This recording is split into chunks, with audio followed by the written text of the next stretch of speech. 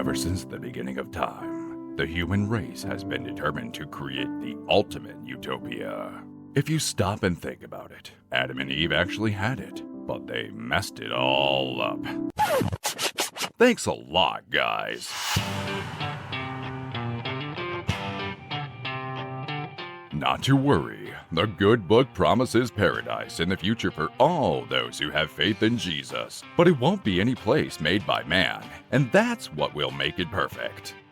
In the meantime, people will always debate the best ways they think will improve our society. And you have walked right into the middle of one of those debates today. Jim and Dale's episode was not quite over, so we saved their What Is Up segment for a special bonus that Bubba is calling The Great Debate! The issue at hand. What is up with the idea of universal basic income? Jim and Dale would love to see $1,000 payments go out to every American citizen to help end poverty in our country. Needless to say, Bubba does not think that is the best way to help people. And that, ladies and gentlemen, should make for one heck of a debate. So, get your pen and paper ready and take some notes. This is how you debate people. Contrary to what we've all been told, you agree to disagree and still be friends afterwards. How about that? We're one step closer to a better society already. Gee, that was a great debate. You didn't do so bad. Yeah, you didn't do so bad either. Thanks, chum. Here's your host, Bubba Seaman!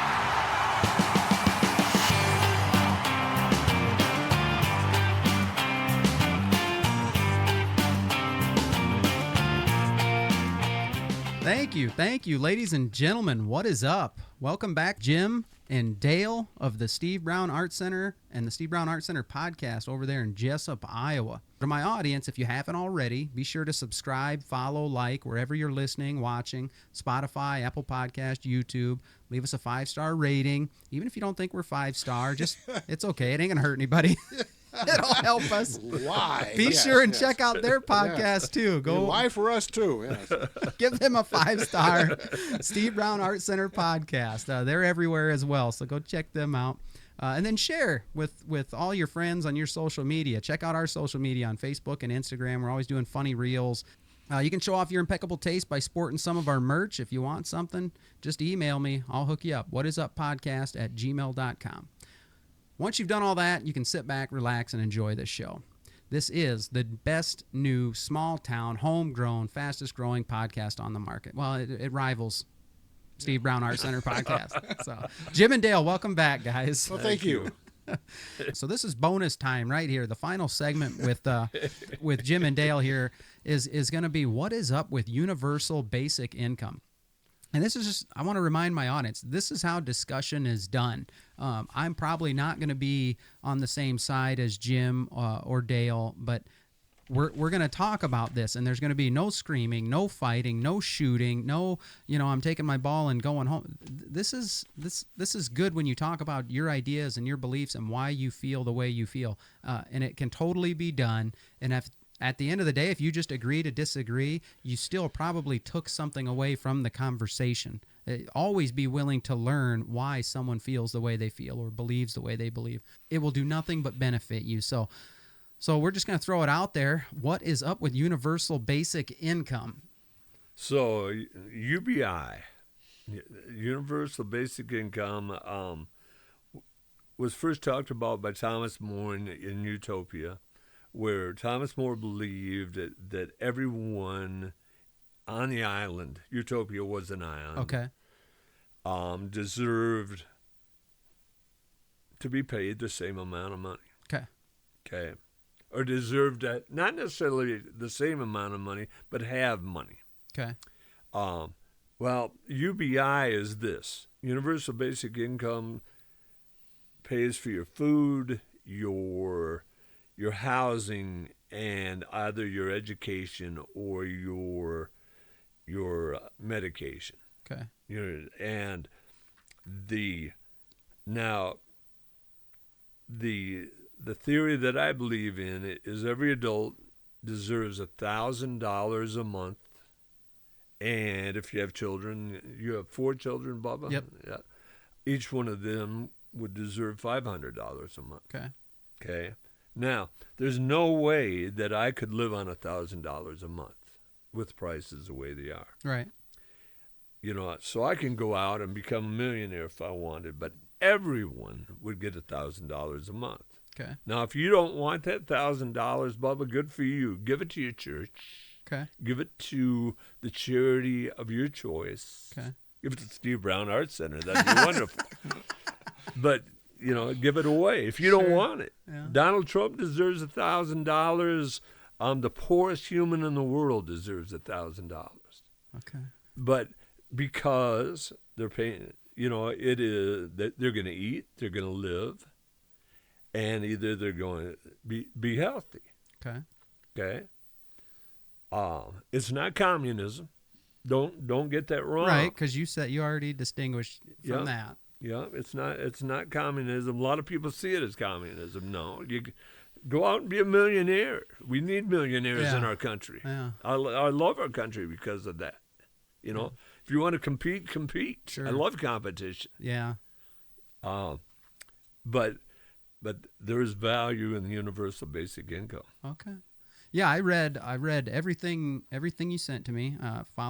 Followed some links and read some articles and things. And I mean, I was somewhat familiar with it. But Dale, what's your take on it? Well, I've heard Jim talk about this before, and I think it would solve a lot of our problems if everybody had that basic income. Okay. I'm not sure. I guess I don't think about it too much because I don't think it's ever going to happen in this country. We are too busy. If you watch the legislature this year, one of the first things they'll talk about is how to make it harder to be poor with Medicaid or with this program or that program. They'll try to get rid of it or make the requirements harder. Okay. Or people that are trying to work with mentally ill, they have less money. I mean, it's so. But I think if you had, say, these homeless people, if they, there's thousands of people that are living on the street.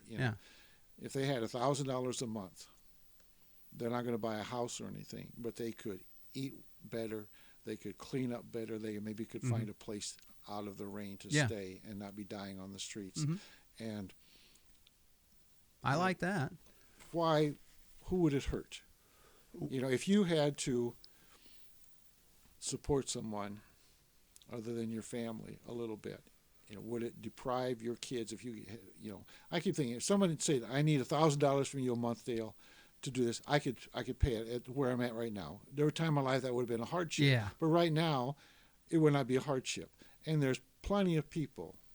Right now they're saying we're in the midst of the greatest turnover of money in history, where all these baby boomers are going to be dying and all their wealth, their trillions of dollars, is going to be going to other people. Well, why wait till you die?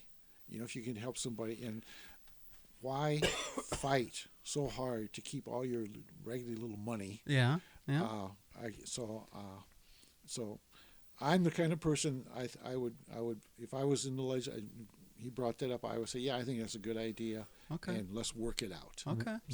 We were in our country this close to having universal basic income. Nixon. So you're talking 60s and Okay. Nixon, when he came into office in '68, had the plan to have universal basic income, and it was. He was ready to take it to the legislators, and he had the legislators behind him. And it went to a certain legislator, and it wasn't enough. You have to remember this was the same time as Martin Luther King Jr. And UBI was also being proposed by Martin Luther King Jr. And it went to this legislator, and I wish I could remember his name. But he said, no, let's, the equivalent, it would have been the equivalent of $1,000 then. Okay. And the guy wanted the equivalent of $2,000 then. And the economists supporting Nixon said, that's it, we're not going to do that. Too much. Too much, get away. I mean, we're already on the ledge on this, Yeah. and you're gonna push us off the ledge with that extra money. But if we'd have done it, the world might have it now, Yeah. because the U.S. is the leader when it comes to doing different things. Yeah. And if we'd have started, other countries would have started, and the places where there is UBI in the world, people, and I'm not calling you two people, I'm talking to our audience now. Sure. The places in the world where there is UBI, it's successful now. Okay. So in your notes, you're saying you're not looking. Obviously, people aren't going to live off this. You're looking at just getting rid of poverty, ending poverty in the United States. Okay. Right. And this would be a step. Okay. So Yang kind of got it back up in the mainstream again. And what was he running? 2020? Did he run? 2016. Yeah. Yeah. Okay. So that's for a lot of us, that's the first time we heard of it. We didn't know it was a big push back then. And so yeah, I dig into how Seattle and Denver did their experiments with it, kind of scaled experiments and stuff. And they did some really good data as far as tracking how it affected, they did single parent families, they did married families. They examined how, it affected the relation, did the marriages stay together, all that stuff. They did a really good job. So I know there's been some smaller scale test runs at this in the United States. And then of course, so then I try and read other people's. I go back to poverty's bad, period. From what I read about capitalism, I'm all for it. You say I'm for competition. Capitalism, from what I can tell, has done more to lift people out of poverty, give them opportunity. That's why we have the immigration that we do. I also understand the drawback of it that really I've only come to realize in the last 5 years about how the majority of money can kind of sit at a certain level.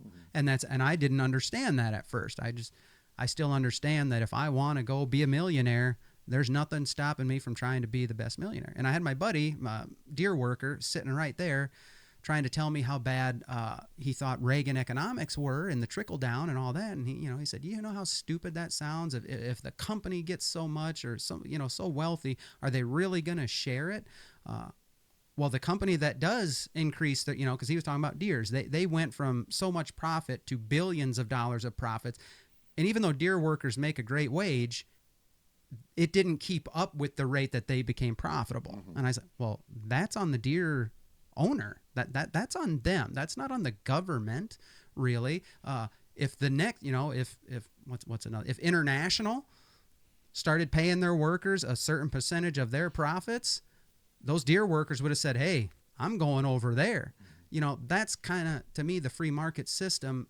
You can't hold the system against it. It's the business owner. If I start a business and I risk everything and I make what I make, whoever wants to work for me, because they should work for me because they're satisfied with their compensation. If they're not, the free market should take care of that. The other thing I noticed with UBI was so I'm a Christian, so I go, okay, well, what does the Bible say about it?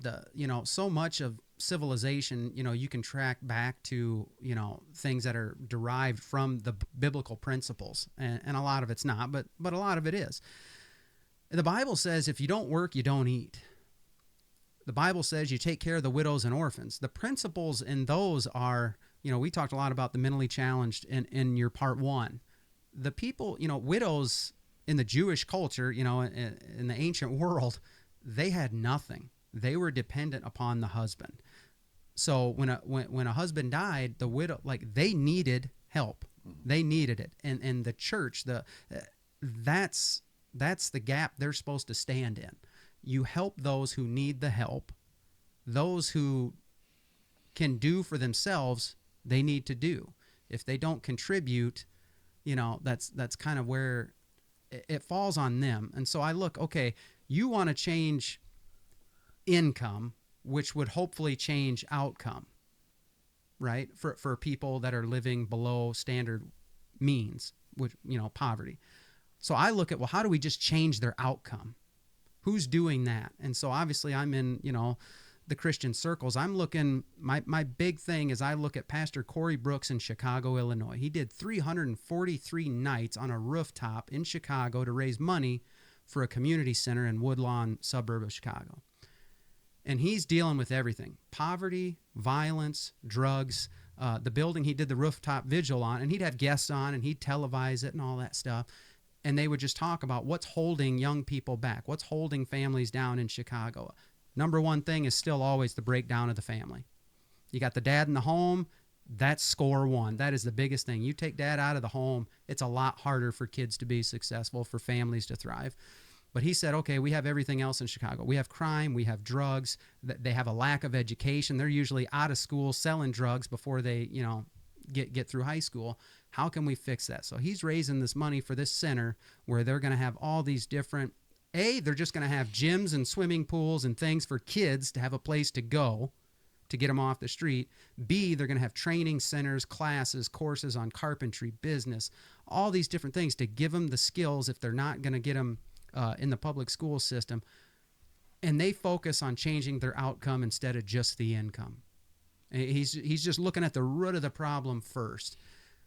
And money does, $1,000 check a month would definitely help them out for sure. But I kind of look at that as the model. You know what I mean? Some people would dumb that down and just say, give a man a fish, he'll eat for a day. Teach him how to fish, he'll eat the rest of his life, which is kind of the main argument against UBI, I would say. Well, and that's a good argument, and I value that argument in many ways. The churches for years have helped people, and that's one of the things I love about churches. It doesn't matter what religion. Many religions do that. Yeah. Not just Christianity. Yeah. But here, right now in our time, people aren't going to church. Right. It's on the decline. Yeah, it's unfortunate. The numbers, and I'm not saying something that's new to you or new to you, Dale. We have people. Churches aren't well off. They can't go out and help people. Right. And they're your man in Chicago is wonderful. Yeah, he's a go-getter. Yeah. But the problem is we don't have that man in Jessup or in Fairbank, right, that does that can raise those. Think what $1,000 would do to that mother that has a husband who got hurt at work and is bedbound because his back was broken, and she needs to stay at home and take care of him. Yeah. He would have the $1,000. She would have the $1,000. At least they would be able to survive. Yeah. With what now, some people say, well, what about social the other security? programs. Well, you can get rid of those other programs. I'm not convinced that we would have less taxes with UBI, or I think we would have less taxes with UBI. Part of it is it would be through value-added taxes, where industry would pay tax, the people that sell stuff would pay tax. Yeah. Now, excuse me, but we would also pay tax, but that money would regenerate. Tax season's coming up here, Dale, and I'm going to have to pay some taxes. Are you really? You make that much? Well, because I didn't pay enough in. Oh, yeah. I see. Okay. And I got greedy. Now they're going to punish me, which is all right. I understand that, but I really think we could help it. We could help that mother that has a sick child at home or a sick parent at home. Yeah. And we wouldn't have to send the parent to a rest home. Yeah. Or a care facility. Yeah, well, I think that's good. There's a lot of value in helping caregivers or you don't like your job because you're working at a convenience store, you can take 2 or 3 days off to find a better job. Yeah. And because you got that extra money coming in. So where's the breakdown? So some of the particulars of your version of UBI is get rid of the other safety net programs. That's part of it. So because that's probably something people were thinking about. There's no way we can throw in this on top of all this. So that's part of it. So that'll clear it up. But where's the breakdown? Like, I understand some people don't start out in life as good as I did, which wasn't great. But, you know, I had a home. I was able to go to school, get a high school diploma, work some part-time jobs, work my way up. You know, where's the breakdown? What's hindering somebody today that's in poverty? You know, if they are physically unable, I understand that's where I come back to that biblical principle. They need help. They need it. It's not they want it. What do you say to the people that are in poverty just because? See, I'm not convinced. You know, a lot of people have that argument, and I value that argument. Yeah. It's like saying, well, what do you say about an alcoholic or a drug addict? You're going to give those money. You're going to give those people money, $1,000 to buy drugs. Yeah. Well, what about Bubba Seaman and Dale Reber and Jim Gillespie? You're helping people that do work, that aren't afraid to work. You know, do you punish Bubba Seaman? Do you punish Dale Reber? Do you punish Jim Gillespie just because the guy down the road is an alcoholic or a drug addict? It doesn't matter if you have UBI or not. You're going to have addicts and you're going to have alcoholics. Yeah. So you know, and it goes back to the same thing. People that don't work. It doesn't matter if you have UBI or not. You're going to have people that don't work. Yeah. Yeah. And that's the thing. That's another one of the things I thought is I probably do know people that if you gave them $12,000 a year, they are going to do their very best to exit the workforce. And so I started looking at the numbers. Okay, well, how does that work? $12,000. I mean, it's just not enough to live off of these days. Possible. You're gonna still be in poverty. Especially with you children. really are. Yeah. So when COVID hit and checks started going, I talked to some people. I talked to people who talked to people in the gaming industry, stuff like that, casinos and things like that. And there was a large amount of people. We saw a large exit from the workforce, and we saw wages starting to go up. I was given a raise at my job just to stay. How wonderful. Yeah. So wages go up. I'm all for that. But the worker shortage, because checks were going out to people, and it made sense for them to stay home and collect checks as long as they could. And these weren't gigantic checks, but they were still checks. Yep. And the data's sitting there for that, saying, you're going to give out free money. It is going to breed that lack of ingenuity, that lack of passion to contribute, like Dale's big fear of, you know, I don't feel like I'm contributing these. Well, you retired. You worked your whole life. You deserve it, and you're contributing in other ways. But you're not worried at all about if you're going to send out checks about people being less industrious and just. What if I told you? It sounds like an ESPN. What if I told you that we had this for a year? Okay, families that had, and because I don't have children, I don't know what the tax break was, but when President Biden first entered office about the same time as COVID, they gave tax money back to families that had children at a certain age. Mm-hmm, I remember that. Okay, yeah. For a year. That was universal basic income Yeah, a little bit for of a those test run. families. Yeah, Life was pretty good for those families. yeah. You didn't complain. I didn't complain. Dale didn't complain. Those families needed that money. They had young children. They had battles. Yeah. And it was a success. You talk to those families that had that, they loved that money. Yeah. And they argued that was their money anyhow.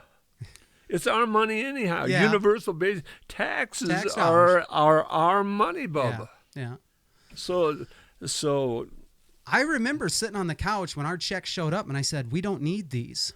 So give it away. I'm working. Correct. Yeah. I'm working. My wife didn't lose her job. There are people who needed some help. Yeah. Because of the shutdowns. There's nothing stopping anybody today from paying more taxes if they want. All of our celebrities and all the people that fight for some of the more liberal causes and progressive causes that I think do more harm than good, they can pay more taxes. Yeah. I'm not in a position to pay any more right now. I honestly think I've had, from 18 years old to now, most people, when they look at UBI, they say, well, we already have a safety net of our programs, of assistance, of all the different programs. I've been a part of some of those programs from a young adult with just a high school education, wife, kid, whatever. We qualified for, what do they call it? We never qualified for food stamps, but WIC, Women, Infant, and Children. So we got juice, we got milk, we got bread, for at least the first couple kids until, as me and Sarah started staying in the workforce, making more money. No college degree. We eventually timed off of that program. The medical assistance for our kids, we were on that for the longest time, to the point where we said, I don't think we need this anymore. Are they going to kick us off? And finally, they did. We should have by rights said, okay, we don't need them to help us pay our kids' medical bill. We now have health insurance. We now have a health savings account. We don't need help. I honestly think the safety net of programs we have, maybe welfare can be done totally different, but the safety net of assistance that's available right now, I think it has benefited me and my family quite well. And we're just two people, high school degrees only, worked, lower middle class jobs.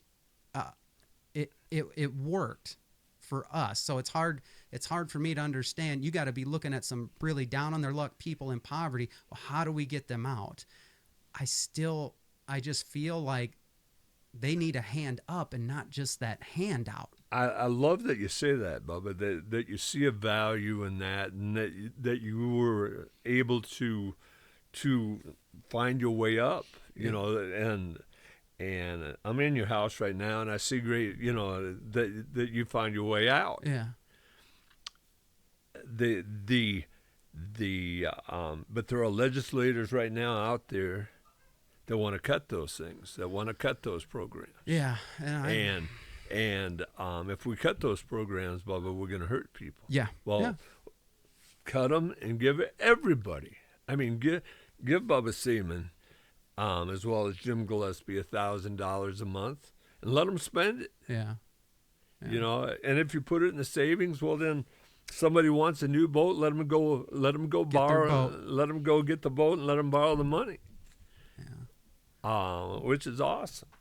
There was an article about Henry Ford the other day, and I think it was the Model A was first, and that was going well. He was going to start the Model T line. Okay. He gave all his employees, he doubled their pay and cut their hours. And all those people then had that extra money, and they bought a lot of stuff, including Ford automobiles. Sure. Which helped everybody, the workers and the Ford family and all this sort of thing. If you get more money out there, people will spend it. Yeah. You're talking about Social Security. I go to restaurants and different places in the middle of the day. It's all old people, and they're out there spending that Social Security money, which is keeping a lot of places, a lot of businesses going. Okay. And so I think you have to. The money doesn't do anybody any good. When John D. Rockefeller died, and Junior took over all that enterprise, his advisor said the first thing we have to do is get rid of this money, because John D. Rockefeller had so much cash and money stashed away that the government was short on money because he had it all. And so that's when they started all these programs about building Rockefeller Plaza and giving money to these different places just to get rid of that cash that he had stockpiled. I think any program that gets more money out there benefits everybody. Getting it out there without printing it out there. Are you saying money that already, because if we just keep printing it, right, you guys see the negative in that, correct? But you don't need to print it. You're saying you need to, the money that's already there, okay, give it to the people that will spend it. If you're sitting there and there was a thing, and I don't know who was president then, but they were after the rich people to pay more. And so they made it very, very difficult, very expensive to buy a yacht. Okay. Make it more difficult, they pay more taxes. Well, the people who bought yachts quit buying yachts. So the poor guys who were making $10 an hour building yachts all got laid off Yeah. and didn't have work to do. Yeah. And so you have to be careful. I see that. Unintended consequences, I Yeah. guess. You have to look ahead. And so there's a lot of these people that made their living building yachts, and all once they're out of work. And they're done. And so, you got to keep the money flowing. Yeah, sure. You got to keep the money flowing. And I think that's one of the things. If everybody's getting $1,000 a month, they're going to spend it. And so that, basically that helps everybody. So if it works that way, they take away all the safety net programs, all the assistance programs. Everyone gets that. Do you think $1,000 a month check is going to replace the amount of assistance some people get and need? I don't think you can get rid of those programs. Well, now hold on. I think you guys. have to have those programs. Okay. Because there are kids that cost us millions of dollars to stay alive. Now hold that thought just a second, because and I agree with both of what you're saying. Okay, so your house, you would have $1,000 for you, $1,000 for Sarah. There's $2,000. Then you have 4 kids, so there's $4,000 or there's $2,000 more dollars. That's $4,000 more every month. Okay. Now, it is. Let's say that one of those kids was physically, mentally handicapped, and they needed medical stuff. Okay. It is. You could say, all right, the $1,000 is for education, for food, and for housing. Now, the one argument that I fear, and I really, this is what I fear, is people raising the cost of housing. We are in a great battle with affordable housing in our country right now. Yeah. And that is my biggest fear. Now, that the group that you're talking about and the caregivers and the people that need care, that is universal health care, I really believe. Okay. And that's another argument. That's separate. Okay. Yeah. Okay. Because when I read, people have multiple takes on that. Some people say, you got to wipe out those programs in order to afford this new one. Yeah. And then some of them say, they just try and compare and contrast the cost of keeping some or some, just want to add this on top of everything else. And those are the ones I don't think that understand about the printing money. Like, then at some point the dollar is going to be worthless. It's going to be absolutely worthless. What do you think about all the buildings that were destroyed by hurricanes this year and by fires? And how many 2x4s are going to be needed in the next 2 years if those people all decide they want to rebuild? Yeah. So that's 2x4s that weren't going to be sold, but now they have to be sold. Yeah. They have to be, trees have to be cut down. I mean, the whole thing just mushrooms, and it's almost mind-boggling to think. Like you look at war-ravaged countries and all the destruction. You think, how much is it going to cost if there's peace tomorrow? How much is it going to cost to rebuild this country? How much time is going to be spent? How many people are going to suffer? It's just mind-boggling, the expense of it all. Yeah. And so I don't know if anybody's going to solve all these problems. Right. But I think in a country like the United States of America, if you're living on the street and you don't have any money, you don't have a place even to go to the bathroom.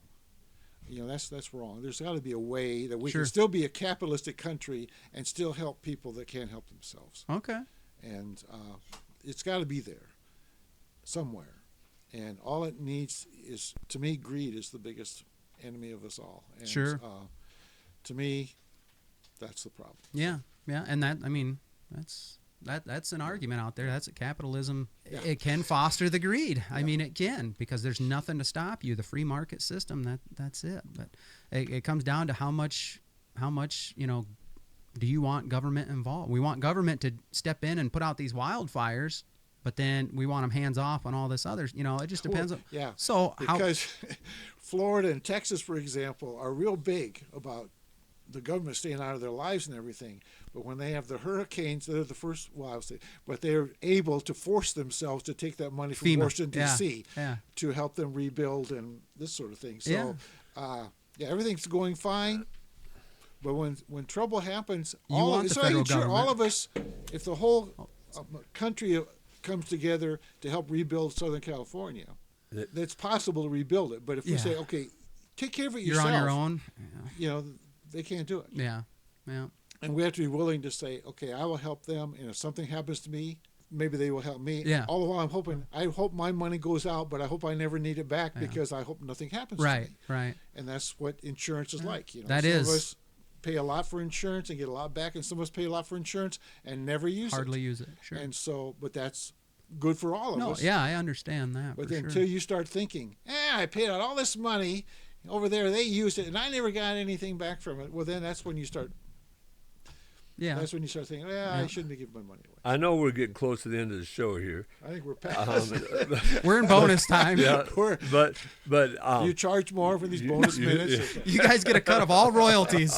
I'll share it with you. if you look back when Social Security was born, you guys, and it's through from about 1900 to when it became part of.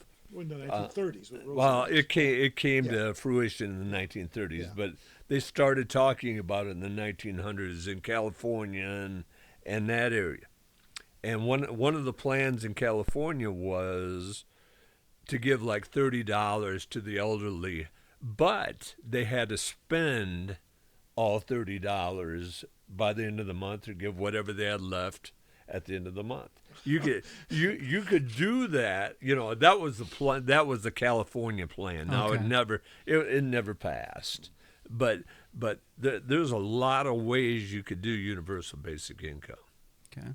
So Is there any personal responsibility attached to the UBI? I mean, you're saying it's from the poorest to the poor to Donald Trump.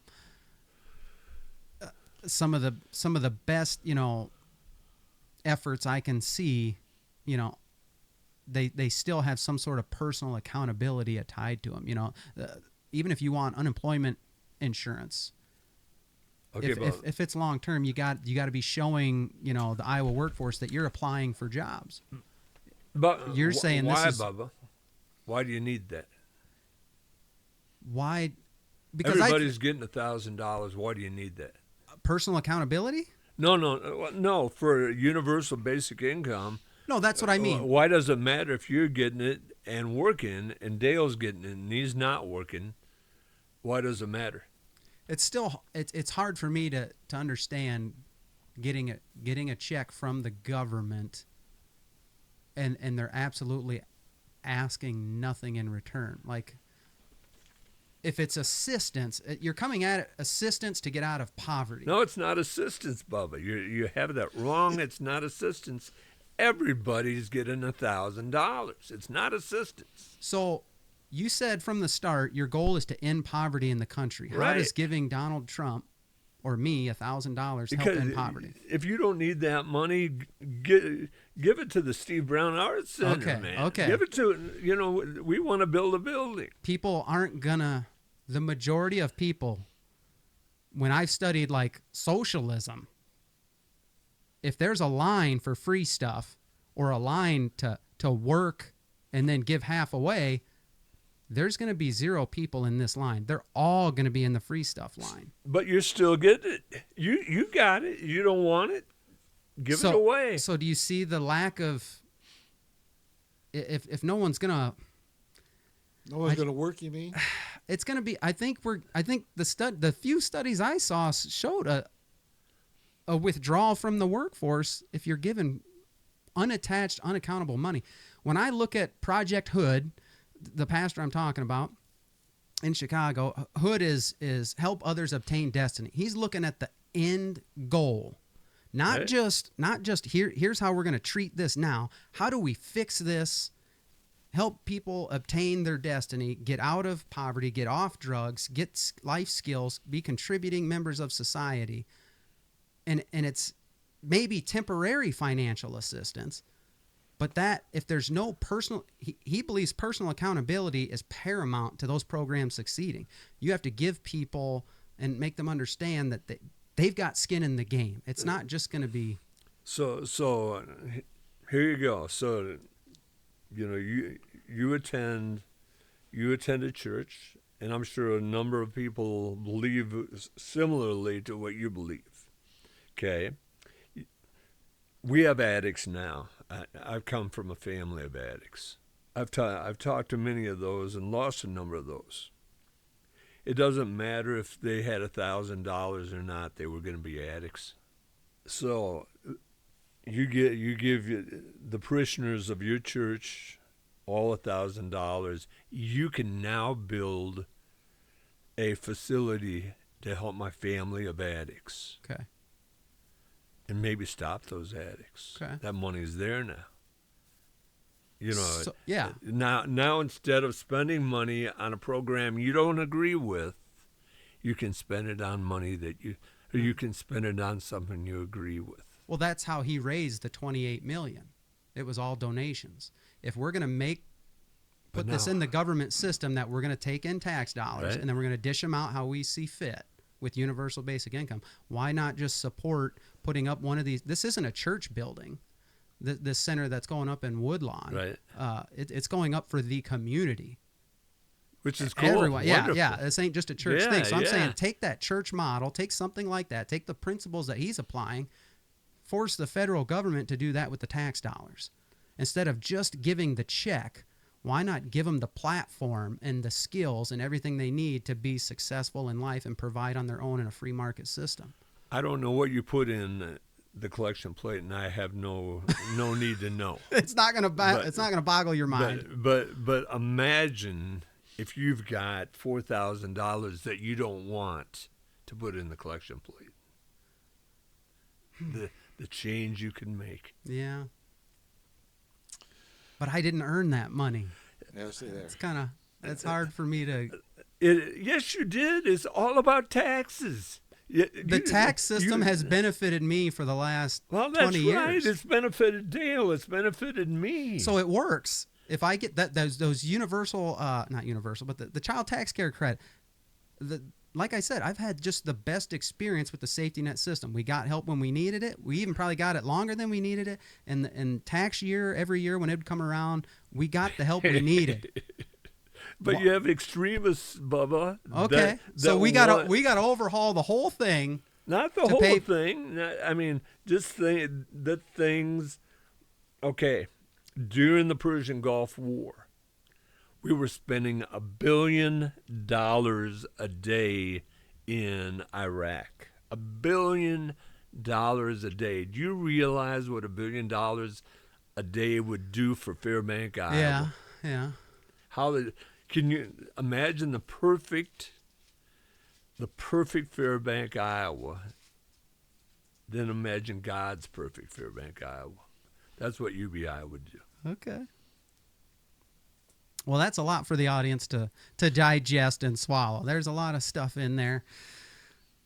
I don't know if we solved any problems, but see, that's just good conversation. Well, it's just nice to know the conversation's out there. Thinking about it. Thinking Yes. about it, Think about the way someone else has taken it. That's really good because, I still got thoughts running through my mind. And I'll never, if you're too smart to quit learning about other ideas, well, then I guess you're just above me, Jim and Dale. That's always a good thing. A lot of people. And you'll probably It's not never. a very high ladder, is it? So And they'll never be on this podcast, probably. But leave a comment in the comment section if you disagree with us on that. That would be good. That was bonus time, guys. Just consider that an extra 30-minute bonus for this episode of the What Is Up podcast. So, guys, I gotta thank you for coming on. This was one of the better Saturday mornings I've had in a while. This was Thank fun. you. Thank you so much. Talking about the old days and then getting into this kind of discussion and doing some of your guys' segments. That was really good stuff. I'm sure you guys encouraged my audience with your episode, with everything you shared. Maybe even challenged the way they're thinking a little bit. I know as soon as you sent me the notes, that began to challenge my way of thinking, made me do some research and start thinking about why I think the way I think and where the people that come up with UBI, where are they coming from? What do they want it to be? What do they want it to do? And I think we could probably sit around here and go around in circles forever, but it's good to have that kind of discussion and think about that stuff. So hopefully I got the audience thinking a little bit. So to my audience, have you guys caught yourself looking around and asking, like, what is up with some of this stuff? Maybe you're thinking, what is up with UBI? who knows what. For me recently, it was all these college and professional athletes and coaches.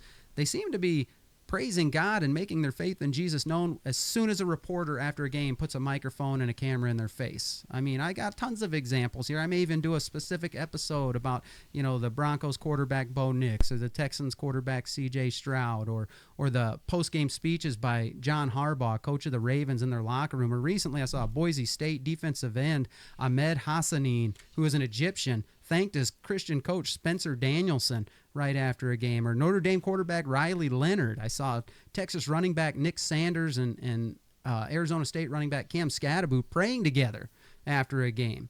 And then I also saw Baylor quarterback Sawyer Robertson praying for an injured LSU linebacker on the field as he was down. And then you got all the Ohio State Buckeyes and the Arizona State Sun Devils wearing these Jesus One T-shirts and having student-led worship on campus. How is this stuff happening? Why is it happening? To be honest, I think the younger generation is seeking truth like never before. The world has sold them a bill of goods that it will never be able to deliver on. And I think these kids are kind of wise to that now, and they're beginning to look for more meaning, more purpose, maybe some lasting satisfaction, hope, joy, peace, love. You guys know what I think. If you want those things, I honestly don't think they can be found solely down here. Not for very long anyway. Everything down here is temporary. We got to look up. I think if we look to God and His Word, He will truly show us what is up. I still think the Bible gives the best answers and explanations for why the world is the way it is, why we are the way we are and do the things we do.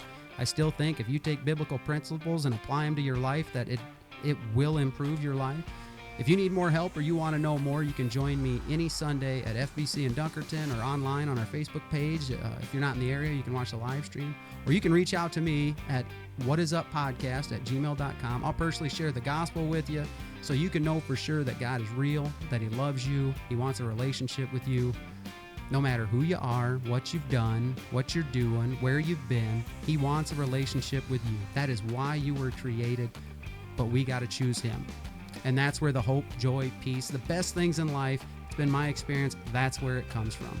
If you haven't figured it out by now, there is nothing on this earth that will satisfy us completely or permanently. There's nothing else we can put our hope in, that's for sure. There is no person or government, no politician or president, no 3 podcasters, no teacher or preacher we got to look up. So if you're listening or watching on Spotify or Apple Podcasts, be sure to follow, leave a 5-star and a comment. Then go check out the Steve Brown Arts Center podcast. Be sure and follow them, subscribe, listen to some of their stuff. It's really good stuff. They always do interviews.